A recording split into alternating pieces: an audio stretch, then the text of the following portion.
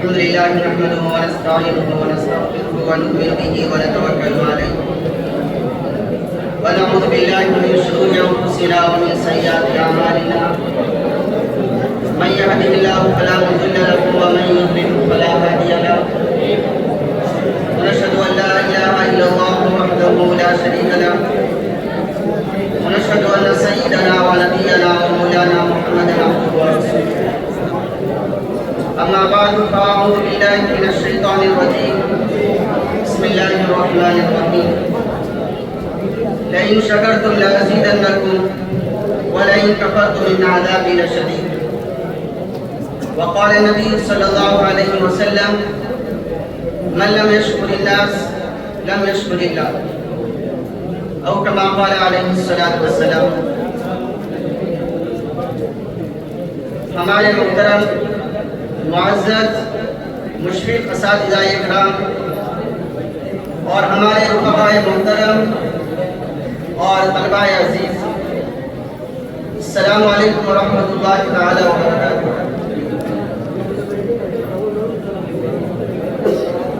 جب میں داخلے کے لیے 2005 میں جب مدرسے کے لیے گیا، مدرسے میں غالباً فروری کا مہینہ تھا،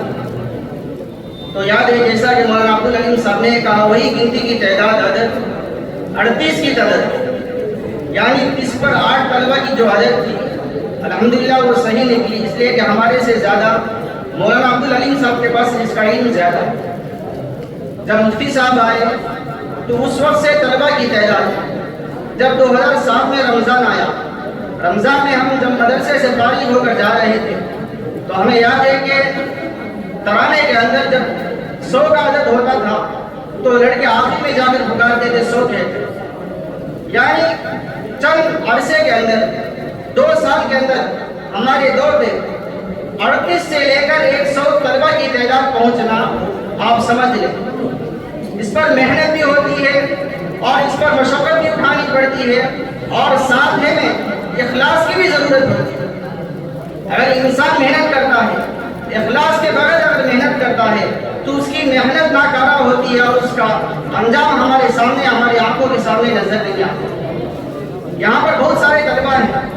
میں انہی میں سے اکثر طلبہ کو ہمارے ساتھیوں کو پہچانتا نہیں، بعض لڑکے کو پہچانتے نہیں، لیکن الحمدللہ مفتی صاحب اس وقت سے لے کر 2020 تک جتنے طلبہ مدرسے میں آ کر تعلیم حاصل کی، تمام طلبہ کو اور جتنے اساتذہ نے آ کر مدرسے کے اندر درس و تدریس کا انجام دیا، تمام اساتذہ اور مفتی صاحب پہچانتے. اتنے طلبہ کو یاد رکھنا ہمارے بس کی بات نہیں، لیکن جو بھی ایک طالب علم جب مفتی صاحب سے ملتا ہے تو مفتی صاحب کو ان کا نام بھی، اس لڑکے کا نام بھی یاد ہوتا ہے. بعض لڑکے ہمارے پاس آ کر مجھے کہتے کہ بھائی میں تمہیں پہچانتا ہوں، لیکن میں انہیں پہچانتا نہیں عام طور سے کہ ہمارے ذہن میں کن ہونے کی بھی علامت ہے، لیکن مفتی صاحب اتنی بڑی تعداد، غالباً مفتی صاحب کے حیام میں طلبہ کی تعداد 800 سے لے کر 1000 طلبہ کی چہرے مفتی صاحب کے ذہن میں ہوں گے. اس کی وجہ یہ ہے کہ مفتی صاحب کی محنت. جب ہم مدرسے میں گئے اس وقت مدرسے میں ناظم اور تھے، مولانا عبدالرحمان صاحب تھے،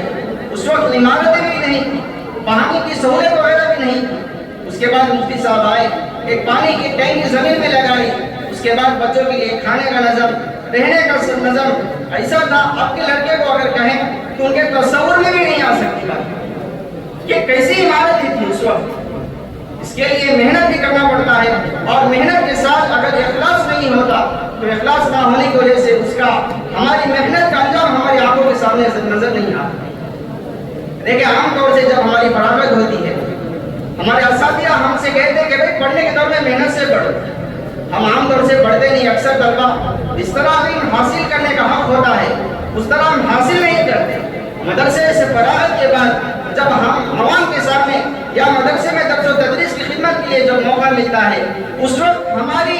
صلاحیت پر ہمیں نظر پڑتی ہے. ہمیں اس وقت افسوس ہوتا ہے کہ ہم نے مدارس سے کیوں نہیں صحیح معنی میں علم حاصل کیا. جب ہر طالب علم، ہر فارغ عالم اپنے فراغت کے بعد اپنے علم کو نظر ڈالتا ہے اسے اپنے اندر علم کی ایک کمی محسوس ہوتی ہے. کمی محسوس ہونے کے بعد وہ ایک عالم چاہتا ہے کہ بھائی میرے پاس درس و تدریس کے میرے پاس اس لائق نہیں ہوں، تو وہ سوچتا ہے کہ میں کسی ایک ایسے میدان میں वाकिफ और उस मैदान में जाकर वो खिदमत करने लगता है। बाज़ लोग तबलीग की तरफ रुझान हो जाती है, बाज़ लोग तसव्वुफ की तरफ रुझान हो जाती है, लेकिन हकीकत मदरसे में रहकर उसने सही माने में इल्म हासिल नहीं की। इस वजह से फारिग होने के बाद उसका इल्म, उसका ज़हन इस तरफ ले जाता है कि तू इस काबिल नहीं है कि मदरसे में जाकर इल्म हासिल, इल्म लड़कों को इल्म दे। उसके बाद हम दूसरे बहाने ढूंढकर, तसव्वुफ का बहाना ढूंढकर, तबलीग का बहाना ढूंढकर हम दूसरे मैदान में चले आते हैं। इसलिए हमें चाहिए कि मदरसे में जो असातिज़ा हमें पढ़ा रहे हैं, जिस तरह पढ़ा रहे हैं, हम उनका शुक्रिया अदा करें, मेहनत से हम मदरसे में रहकर पढ़ने की कोशिश करें और साथ में इखलास के साथ भी मेहनत करने की कोशिश करें। असातिज़ा ने, मुफ्ती साहब ने भी एक बात कही, हज़रत मौलाना वसी साहब ने एक बात कही कि जो तालिब इल्म मदरसे में रहकर एक वक्त की दाल भी उसने खा ली, वो मदरसे का तालिब इल्म कहलाता। लेकिन इन असातिज़ा ने एक बात नहीं की, ये बात नहीं की कि हम लोग जितने भी अपनाए ख़ादिम यहाँ मौजूद हैं, जिनके अदब ये हम हमारे मेहमान हैं समझकर उन्होंने एक बात ये नहीं की, असातिज़ा के अदब के बारे में उन्होंने नहीं कहा। इसलिए कि बातें तलबा को कहनी होती है, फारिग आलिम जो फारिग है उन लोगों को कहने के खिलाफ एक मेहमान को बुलाकर नसीहत करना हो गया, इसलिए एक बात नहीं की। जब हम फारिग होते हैं, हम अपने आप को काबिल समझते हैं, हमारे पास हमें दीन असातिज़ा ने पढ़ाया, अगर चाहे कायदा उसने पढ़ाया, हम उसे गिनी निगाह से देखते हैं, ये अपना दर्जे का एक हाफिज ही है, मैं तो आलिम हूँ, मैं मुफ्ती हूँ, इस तरह का उसके ज़हन का ख्याल और तसव्वुर आने लगता है। शेखुल हदीस मुहाजिर मदनी हज़रत मौलाना ज़करिया साहब नव्वरल्लाहु मरक़दहू के बारे में आता है, फरमाते हैं कि जब मैं हिजरत करके मदीने गया, गौर से सुने बात, जब मैं हिजरत करके मदीने गया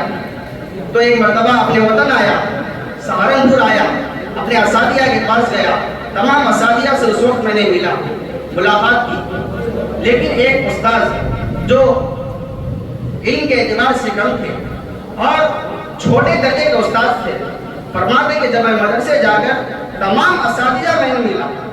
एक उस्ताद से मैं नहीं मिला। इस मेरी नीयत ये नहीं थी कि ये छोटे उस्ताद थे, बल्कि मेरे पास वक्त नहीं था, इस वजह से मैं तमाम असातिज़ा से मिला, एक छोटे उस्ताद से नहीं मिला। अरे शेख ज़करिया रहमतुल्लाह अलैह ने आप बीती के अंदर उन्होंने लिखा है, फरमाते कि जब मैं अपने वतन से वापस हिजरत करके मैं जब मदीने गया, मदीने जाकर मैं पढ़ाने के दर्स और तदरीस के अंदर जब लगा,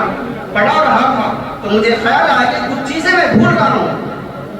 ज़करिया रहमतुल्लाह अलैह फरमाते हैं कि मुझे वहम होने लगा, मैं पढ़ा रहा हूँ तो मुझे याद नहीं हो रहा है, मुझे बातें ज़हन में आ नहीं थी। उन्होंने तौबा किया, इस्तग़फ़ार किया, तो अल्लाह की तरफ से ज़हन के अंदर एक बात डाली,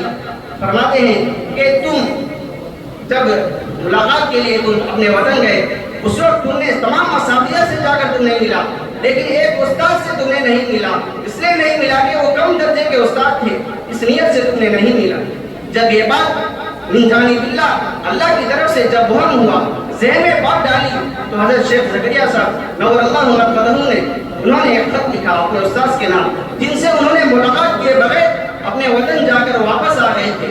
उन्हें खत लिखा, फरमाया कि हज़रत मैं जब अपने वतन आया, तमाम असातिज़ा से मैंने मिला, लेकिन आपसे नहीं मिला, इसलिए नहीं मिला कि आप छोटे उस्ताद हैं, छोटे दर्जे के उस्ताद हैं, इस नियत से नहीं मिला, मेरी नियत यही नहीं थी, इसलिए कि मेरे पास वक्त कम था, इसलिए मैंने आपसे मिले बगैर चला गया।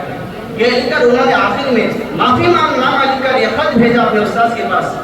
तो जब उस्ताद के पास अपने शागिर्द का खत आया, तो उस्ताद फरमाते हैं कि जब तुमने एक मदरसे में आकर तमाम असातिज़ा से तुमने मिलकर चले गए, तो मेरे दिल में ख्याल आया कि मैं एक छोटा दर्जे का उस्ताद हूँ, इस वजह से मेरा शागिर्द मुझसे मिले बगैर चला गया, मेरे दिल में तकलीफ हुई, मेरे हाल तुमने एक माफ़ीनामा लिख दी, तो इस वजह से मैं तुम्हें माफ़ कर देता हूँ। फरमाते हैं शेख साहब ज़करिया रहमतुल्लाह अलैह फरमाते हैं, उसके बाद जब मैं पढ़ाने के लिए बैठा तो अल्हम्दुलिल्लाह मेरा ज़हन खुल गया, मुझे याददाश्त वापस आ गई, मैं कोई बात भूलता नहीं।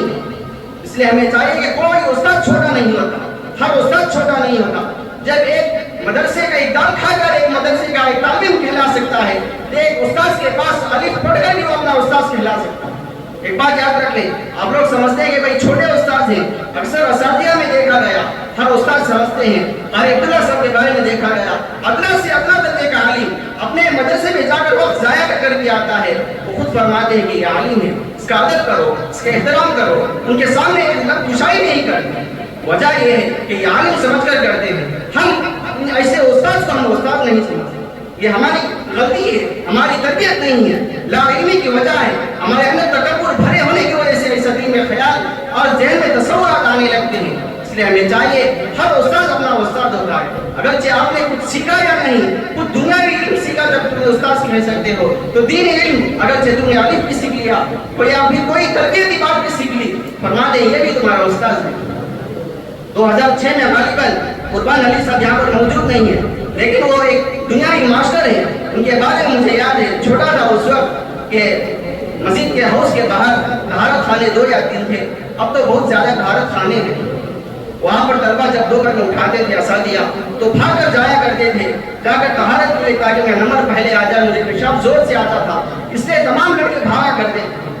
مجھے یاد ہے اس وقت طلبہ لائن سے جا کر کھڑتے تھے، تو قربان علی صاحب کی جب اس وقت نگرانی ہوتی تھی، یہ ایک ماسٹر ہے، یہ حافظ نہیں ہے، یہ عالم نہیں ہے، لیکن سوچیں ایک مرتبہ میں طہارت کرتے وقت میں نے طہارت کے اوپر میں نے تھوکا،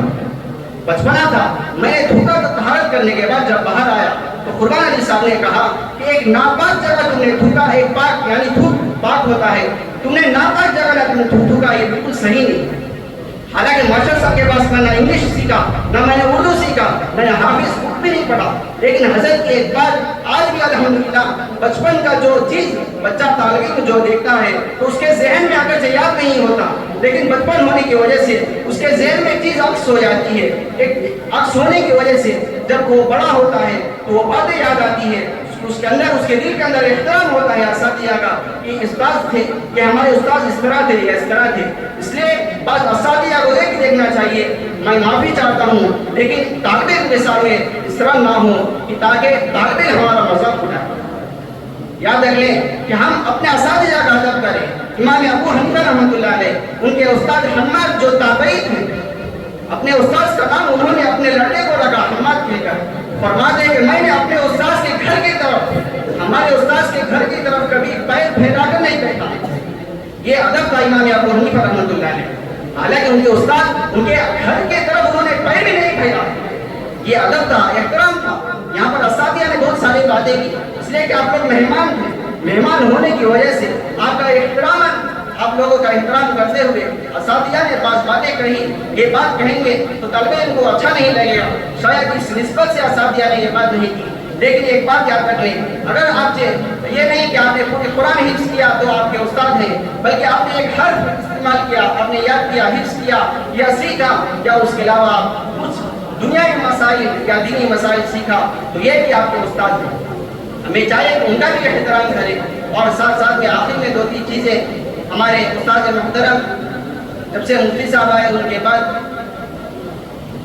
حضرت مولانا کفیل صاحب نور اللہ مرکز دنیا سے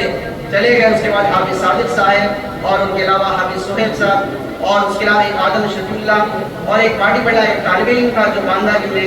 ڈوب کر انتقال ہو گیا، یہ یہ اساتذہ تھے اور یہ طالب علم جن کو ہم لوگ پہچانتے بھی نہیں، لیکن اللہ تبارک و تعالیٰ تمام طالب علم کی اور اساتذہ اکرام کی مغفرت فرمائے۔ ایک بات آخر میں یہ کہنا چاہتا ہوں، یہ اساتذہ جہاں بھی جاتے ہیں انشاءاللہ اس زمین کو وہ بے نور کو نور کر دیتے ہیں۔ یہاں پر بھی دیکھیں اتنے کم مدت کے اندر اتنی بڑی طلبہ کی تعداد ہونا، آپ اس سے اندازہ لگا سکتے ہیں، محنت کے ساتھ اخلاص اگر نہیں ہوتی تو اتنا بڑا اتنی بڑی عمارت اور اتنی بڑی طلبہ کی تعداد ہونا بہت مشکل ہو سکتا ہے۔ اس لیے ہمیں چاہیے کہ مدرسے کا آمد و رفت کریں، اساتذہ کا خیال کریں۔ ہمیں چاہیے کہ بندے کے حق میں 2 لوگوں کی دعا قبول ہوتی ہے، ایک طالب علم کی دعا، ایک اپنے والدین کی دعا اور اپنے اساتذہ کی دعا۔ اور ہم بھی اساتذہ سے درخواست کرتے ہیں کہ اپنے طالب علم اپنے شاگردوں کے لیے دعا کریں کہ جہاں بھی ہو اللہ تبارک و تعالیٰ ان کے دنیا اور آخرت کو کامیاب بنائے اور ان کے نجات کا ذریعہ بنائے۔ انشاءاللہ اللہ کی ذات سے امید ہے کہ اتنے بڑے طلبہ انشاءاللہ کوئی نہ کوئی ہوگا، آپ کے پاس 100 سے زیادہ طالب علم پڑھے ہوں گے، کوئی ایک ایسا مخلص بندہ ہو جائے گا کہ انشاءاللہ آپ کی نجات کے ذریعے نجات کے لیے ضرور کافی ہوگا۔ اسی بات کے لیے کلمات تشکر کے لیے تو پیش کیا گیا، چند باتیں تھیں ذہن میں، اساتذہ نے ادباً اور احتراماً ہم لوگوں کو مہمان سمجھ کر اپنا قدیم کو کچھ باتیں نہیں تھیں، کچھ باتیں تھیں جو باتیں اساتذہ کی شان کے خلاف ہو تو میں معافی چاہتا ہوں.